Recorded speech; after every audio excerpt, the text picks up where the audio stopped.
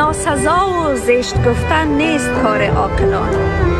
از برای نرم گفتن شد زبان به استخوان. قبل از آن که دل برنجانی کلامت را بسنج.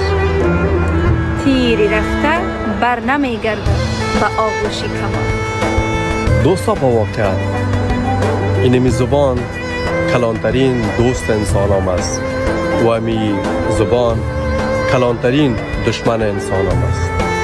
دشمن قصف که این انسان دمی دار میبره و دوست که انسان در قلبای دیگه انسان ها جای میده. پس گپ نزنیم که از او گپ ما قلب یک انسان برنجانیم که او انسان مجبور شود که در نماز خود دست بلند بکنه به دربار خداوند کریم و بدوا بکنه بره. پس بسیار این چیز متوجه خود باشه قلب کدام انسان